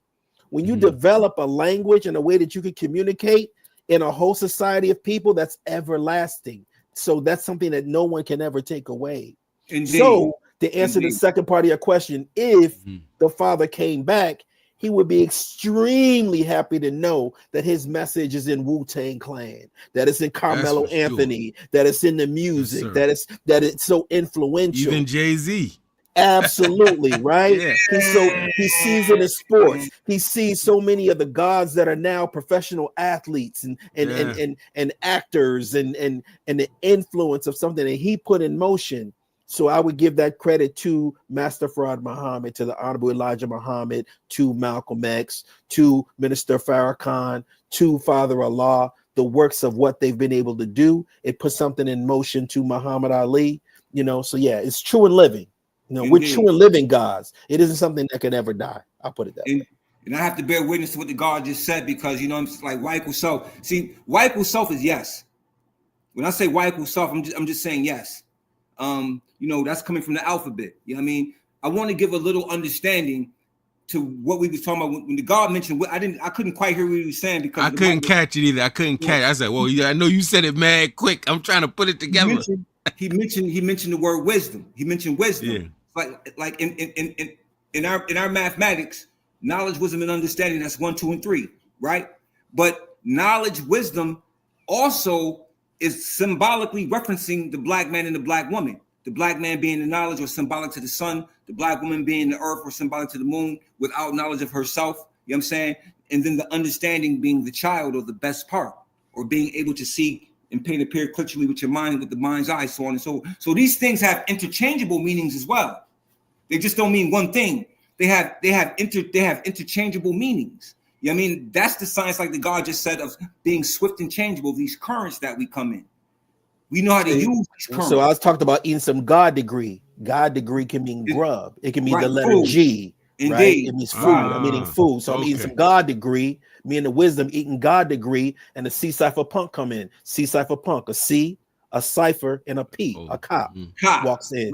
Right. Exactly. So it's a language of me spelling who's just walked in while me and my wisdom are eating some God degree. See, so these are languages. These are layers. Since we doing, here's another example. Hey, yo, Ish, I got a situation I got to handle. Yo, get the guard you now. Oh, for sure. You got it. No more. Bam. Hey, I know that one.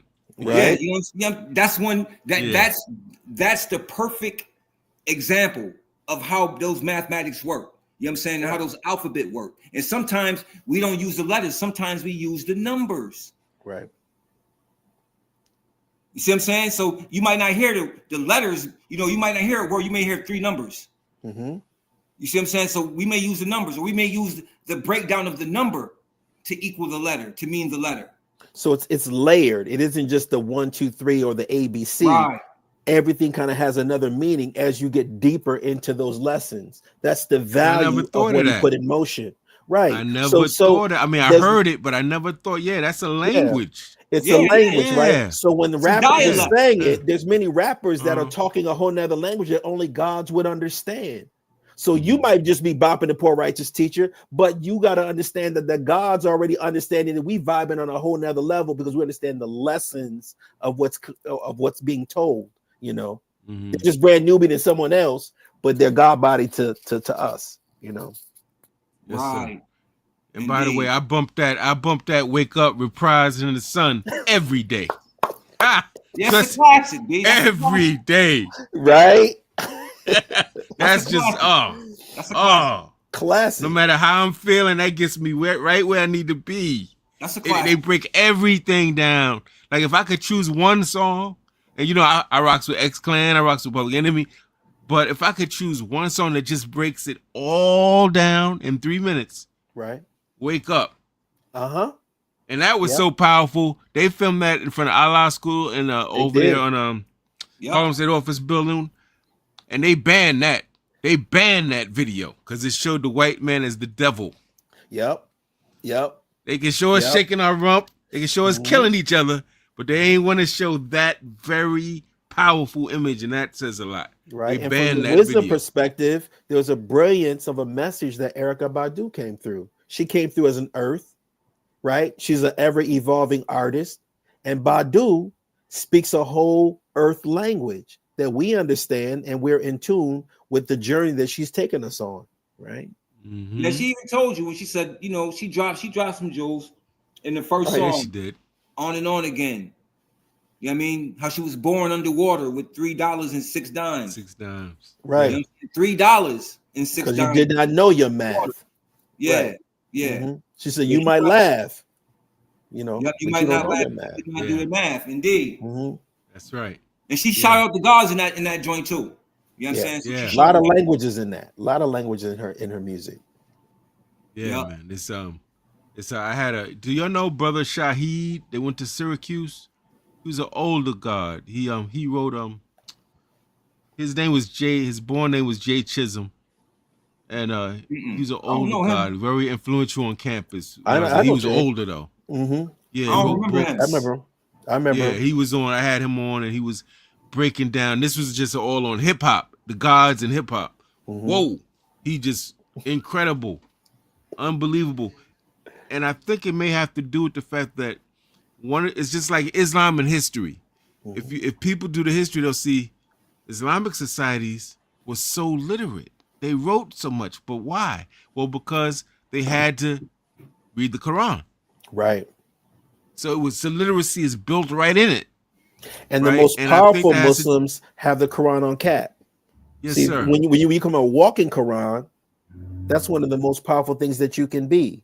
So again, that's where the lessons came through with us also. Having a lot on cap allows you to move differently. If you can be a walking Quran, it's a very rare, And it's and the God say that because while I lived in South Africa, I knew probably 40 or 50 Hafizes. And guess what? They were all children. They were youth. They wasn't old people. They were youth. They were youth. And they had addiction, heroin addictions and tick addictions. I was working inside of a supervised clinic that I ran in South Africa. It was an Islamic, what they called life engineering center. And I supervised it and ran it and facilitated coursework and classes for like 2 years straight. And all my students was Hafizes. Every single one of them. They had addiction issues. But they could recite Quran. They could recite Quran. Like, you know what I mean? And he's right. Quran, you know what I'm saying? To be able to do that or anything, even our lessons, that's our Quran recitation. Right.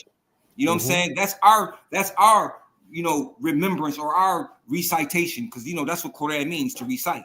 Right. You know and that's what we do when we spit these lessons. And they've been broken down into so many ways because the genius of the 5% nation, you have gods who take these lessons and they tear them apart.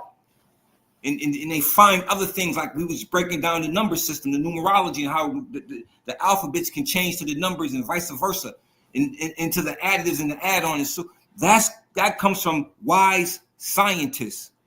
You know what I'm saying? Just sitting down with their math, just going through it. Yes, we used to do it all the time. Right. I used to love that. I tell you, I used to love that. Yeah. I tell the youngsters specifically, y'all don't have it like we had it. You don't understand how we had to earn this information. I didn't have access to a one-click answer. Push a button and I got a whole bunch of stuff. Man, we robbed libraries, man.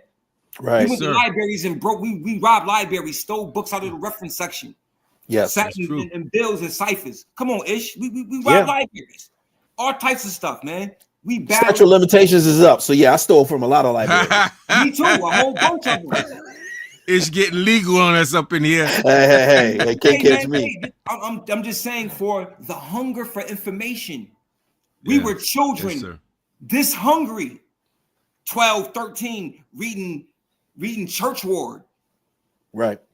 You know what I'm saying? Like Gerald Massey, John Henrik Clark, Dr. Amos Wilson. We reading this stuff at Kunjufu, 13, 14 years old, man. We was babies. Kids. Yeah.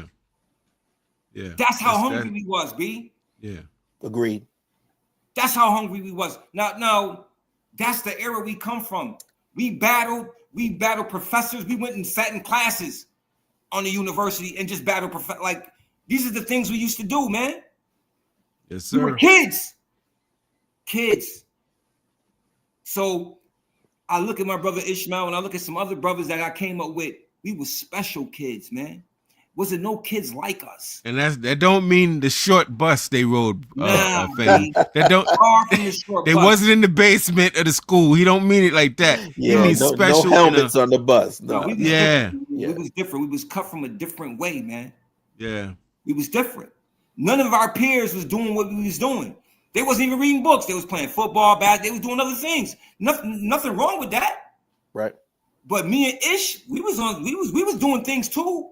But we was on them lessons, them degrees that we was studying. Yeah, I don't know if I told you, brother Agyei, but me and denham-el had the same babysitter. We went that far back. We go back from the 70s into the 80s, into the 90s. Yeah. His babysitter was next door to my sister. So when my sister would be gone, we'd be at the same babysitter house. That's how far back we go.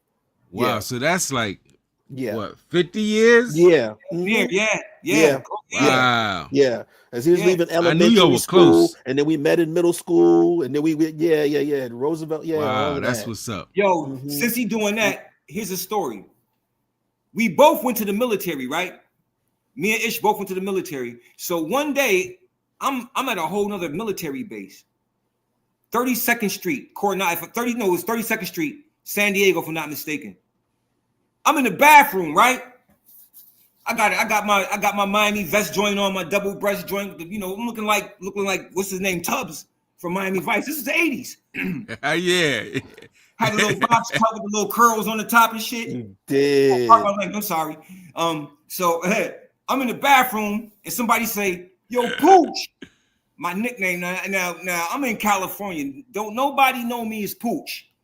Nobody. Turn around, it was Ish. That's true. It was Ish. That's true. And he was looking like a Cuban.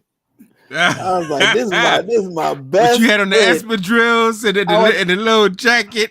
I was at this underground club called Rasputin's. I had these little Latinos and my little crew with me and stuff, and we was and I sang to God. He had on another glove with spikes.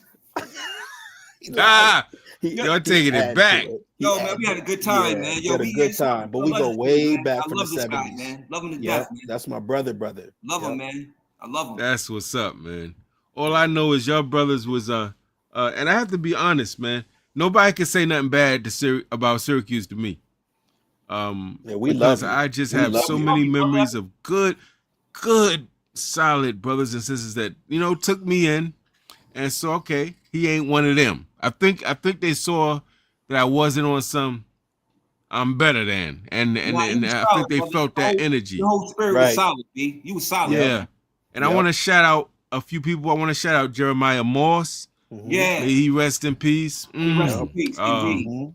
Oliver Lee, I spoke to Baba about 3 weeks ago. Beautiful. I love Brother Oliver. Oh man, absolutely. He talks so highly of y'all too as well. He talks about both of you. When we say, elder, hey, he spoke to so and so and so and so. Yeah, he was like an oasis, man. Yeah, the Temple of Akibaland bookstore in Syracuse. If y'all don't know, history, man. Listen, pure history. Yeah, that was Yeah, and he's still doing his thing. I was his first customer in that store. I spent $300 that day in his store, man. I was his first. 300 back then. 300 back then is bread now. Right. That's yeah. And a martial artist. Both of them are martial artists. Right. And Oliver Lee, martial artists. Yeah. Wow. Yeah. My brother Sharif factors into this too. For sure. He kind of has a similar trajectory. Yeah. That's correct. Yep. He came a little later, but he was around. Yep. Yeah. Wow, man. Syracuse, always have love for Syracuse. Ted Grace. Grace Academy. See, now y'all gonna make me emotional. Oh, Mr. Grace. You was there. You was there though. Yep. You was there. Yep. I remember Mr. Grace, you know what he told me? He said, "Young man, you're gonna be a principal. You should be a principal." I said, "No, sir, I don't." And I'm like, you couldn't pay me enough to be a principal. You're answerable to too many people. But he saw something as related to education. That's what he saw. You should be in education. He was a beautiful brother. Master chess player, master martial artist, African centered. He was just a solid brother, man. Yeah, I miss a lot of the good people I met in Syracuse, man. Definitely. But man, listen, brothers, I don't know if you have any last words. Family, we got maybe 5 more minutes if you have any questions. The only person that's been in here heavy has been my lovely queen, which I love. But where the rest of y'all at? Let us know you here. Tell us where you from. Have a question, have a comment. Let us know that this is resonating with you. I also see we had Sister Native Readings in the building. And we have a lot of people. I don't see them commenting. So please, if you have something to say, this would be a good time. Brother Ishmael, I don't know if that was an accident, but he's dropped out, I think, at the studio. But if any questions or comments, this is the time. We got 3 to 5 minutes real quick as we wait for that. Brother Denham, is there anything else you wanted to drop on us today within the realms of what we've been talking about? I just like to say peace. You know what I'm saying? Peace to the panel. Peace to you for having us here. I'm grateful that you gave us the opportunity to be here, man. It's always a pleasure to be with you, to speak with you, to see you. And I just hope that we can do this again sometime in the near future on some other things, talk about some other topics. You know what I mean? Maybe combat, maybe martial arts, maybe self-defense. Is it preservation, or is it, you know what I mean? Like, you know what I'm saying? So just, you know, other things. But your panel was outstanding. Yeah, we do. I hear you, sis. I hear you. We need to have a reunion. Yeah, word. That'd be nice. You know what I'm saying? That'd be great. But I think that what you're doing, brother, first of all, your whole ideal of liberation and to actually be in a position where you're actually making it manifest, that's God work. We show and prove. And the things that we think about, they become reality. Yes, sir. Because we know where we want to go and we know what we're trying to do. And when you have that certainty within you, when you're confident and you know where you're going, you can achieve anything, brother. That's right. Man, I got something on my wall right here. I reject all fearful and limiting thoughts. I am one with God, and with God all things are possible.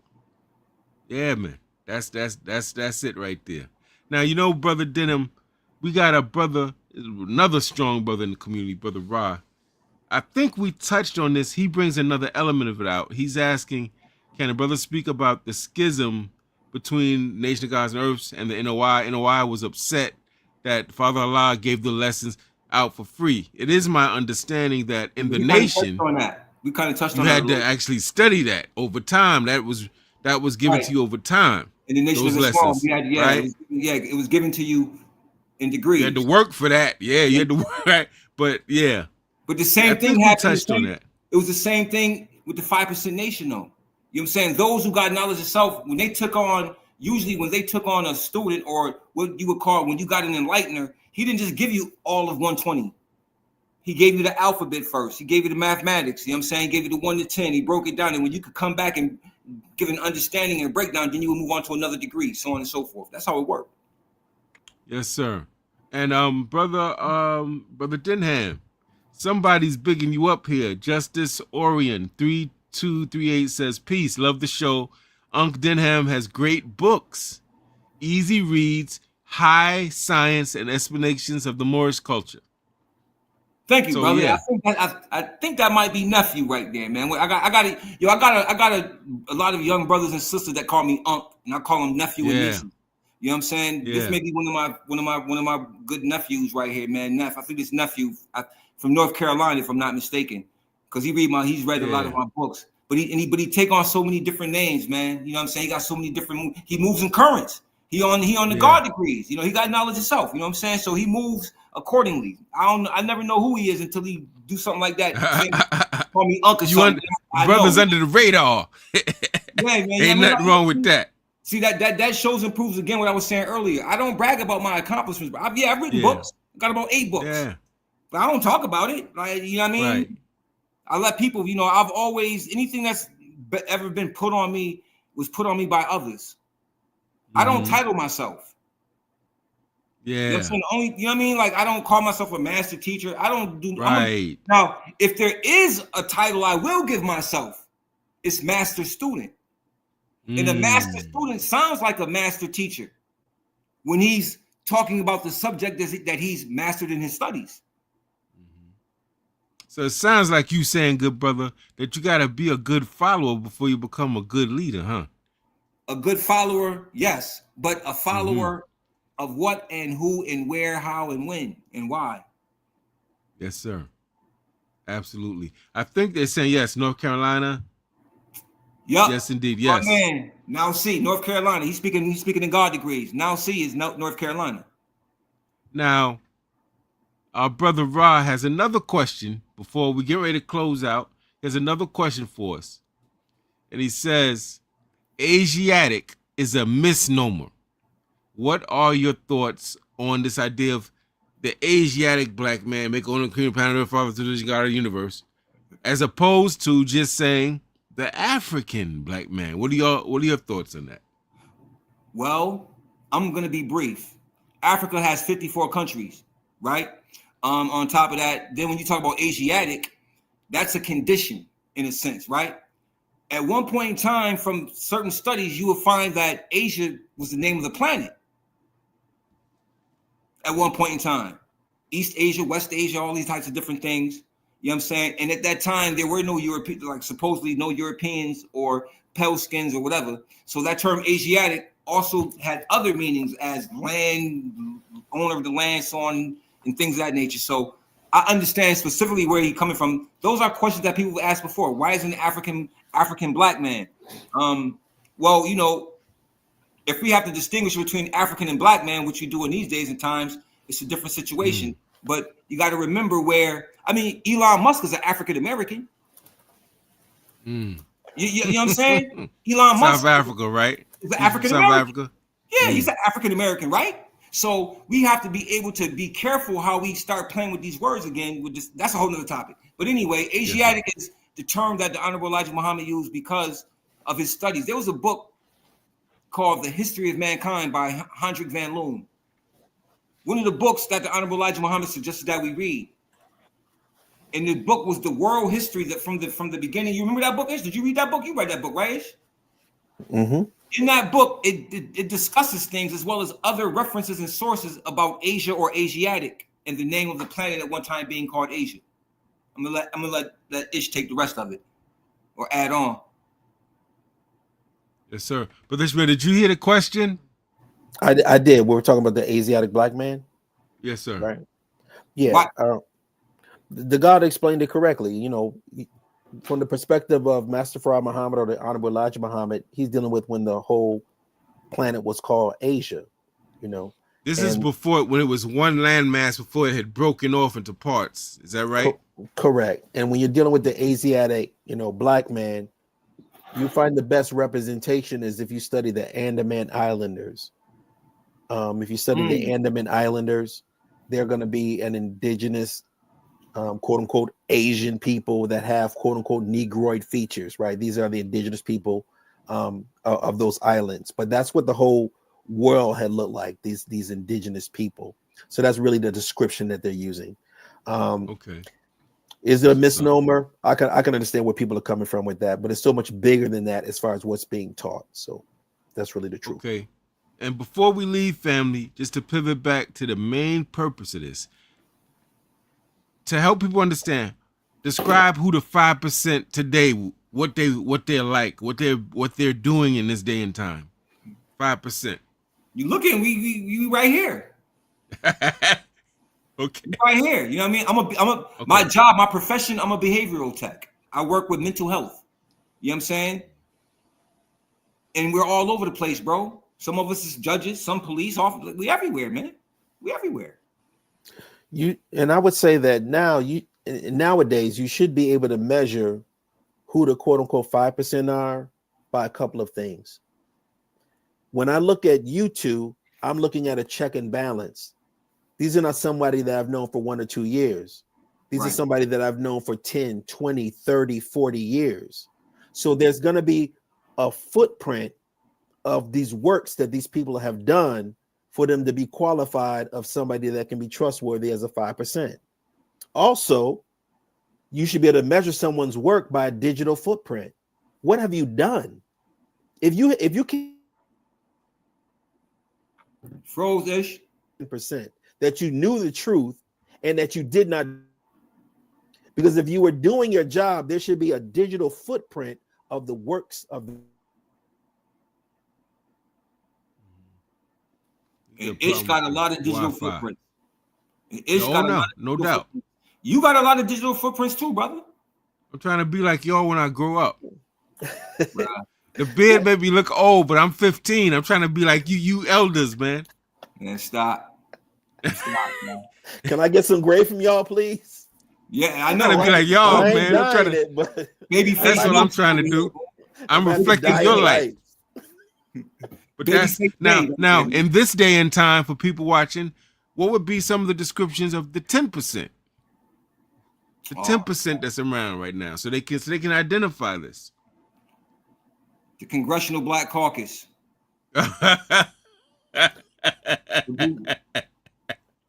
Yeah, people know their history for sure. Hollywood, you know what I'm saying? certain pieces of the political parties. You ever notice how certain political parties attach to Hollywood and vice versa? They're all on the same agenda. Influence is the biggest weapon right now. Influence. So you have to look at who's pushing certain narratives and who they're pushing them to. You'll know the 10% movement. The transgender movement is a 10% movement.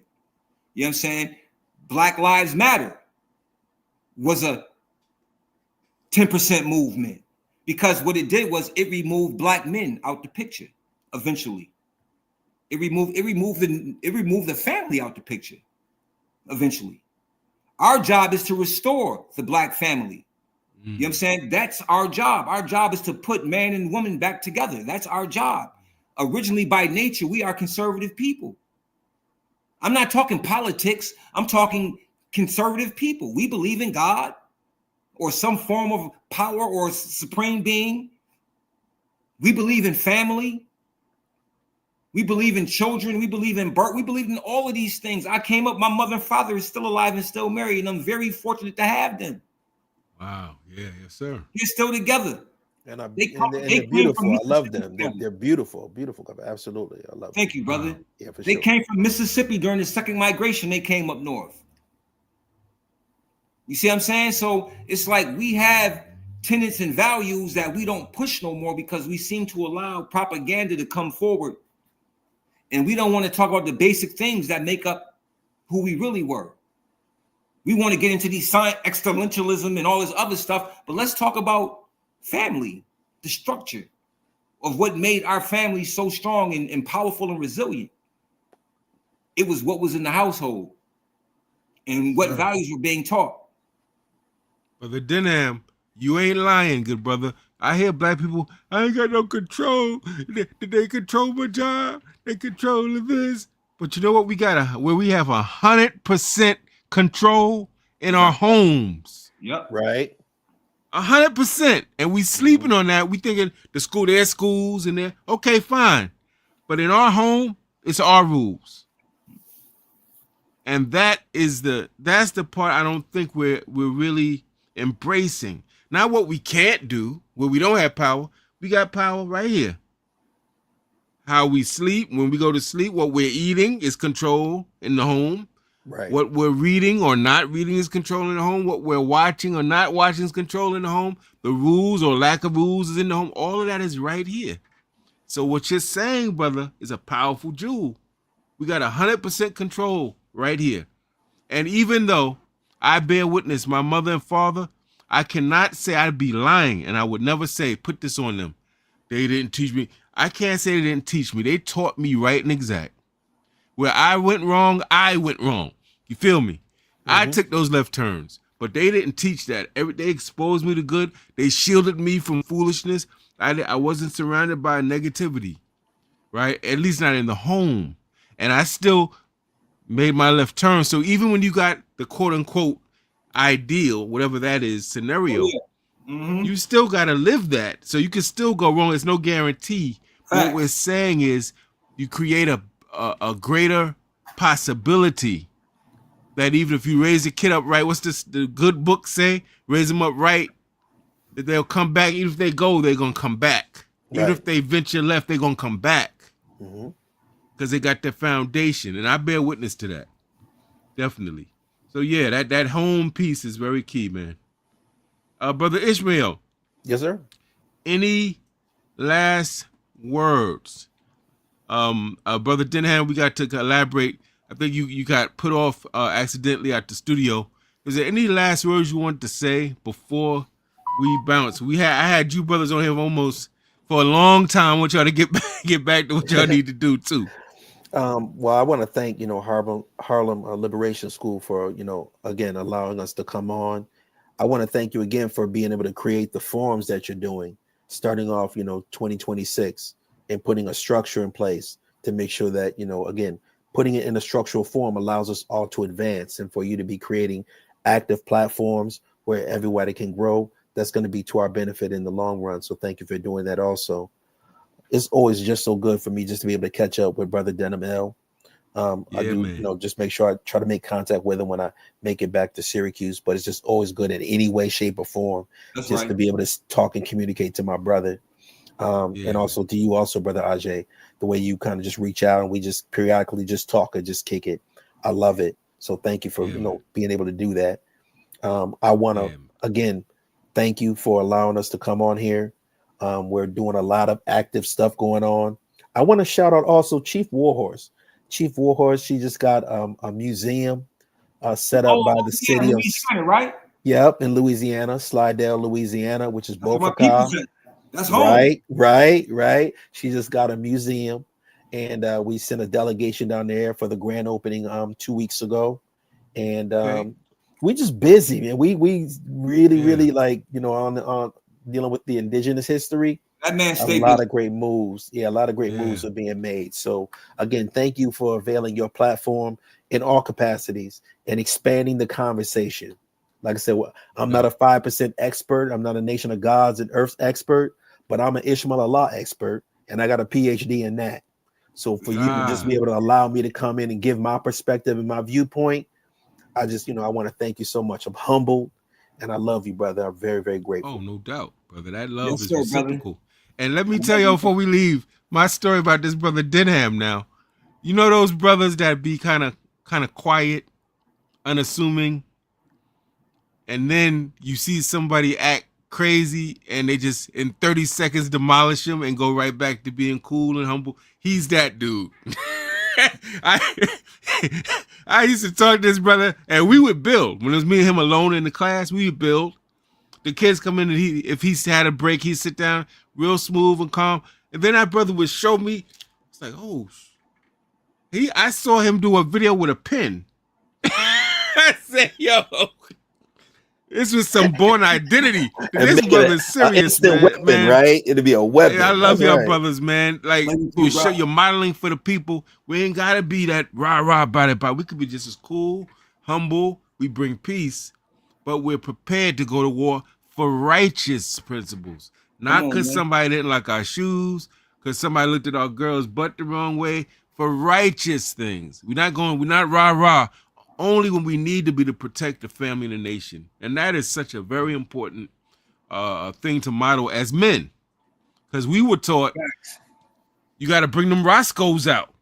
That brother said something wrong, right? And that led us to death, destruction, and to the white man's dungeons called prisons. So y'all are very important models. And I don't mean this in the Hollywood role model. Like people that young brothers can look to when they say, how does a man talk? How does a man process? How would a man see that? Oh, check out brother. You see what I mean? I hear you. Because most of us didn't have a manual. So what we did was we looked at the brothers around us. Now, I had brothers telling me when I was 11 years old, oh, you want to keep that woman on you? You got to smack her up. Bad advice, bro. I never saw my father put a hand on my mother, and she verified that. Never. Neither have I. Right? So my point, but luckily I had the brothers, I could go to them, older brothers. What do you think? I heard this, what's that? And they would say, nah, brother, we don't, this is how we, So y'all brothers, Ishmael hit me up, man. I was complaining to brother Ishmael, man, I'm losing on my elders, brother. He said, brother, we are the new elders. He said that years ago. Yep. It's true. And so when I see y'all brothers, that's what I see. Y'all are people I can point a young dude to and say, go check this brother out. Listen to how he talks. Listen to what his conversation is about. Listen to what he gets excited about and what he says, I don't want to talk about that. And that'll give you a sense. And so y'all brothers are very important. We're not here scratching each other's back, family. We're giving a real appreciation. It's important black men be able to do that. To say, I love you, good brother. There ain't nothing weird. You feel me? Of course, brother, of course. It's important to be able to say, nah, brother, I see light in you. And I respect that. That's very important because, certain people want us to hate on each other, be jealous of each other. And so that's very important. Very important. Brothers, listen, I'm gonna let y'all go back to whatever it is y'all do. I know y'all busy. All good brothers stay busy. Thank y'all for your time, man. We gotta catch up. I gotta get back to Syracuse. When I do, I'm gonna hook up with you, brother Denham, man, and we gotta all build. I'd love to see us all get together one of these days, man. You know, Yes, sir. Excellent. That'd be great. That'd be definitely. Peace and blessings, Peace. family. I'm out. Peace, y'all. Peace. Yes, sir. Peace. Peace.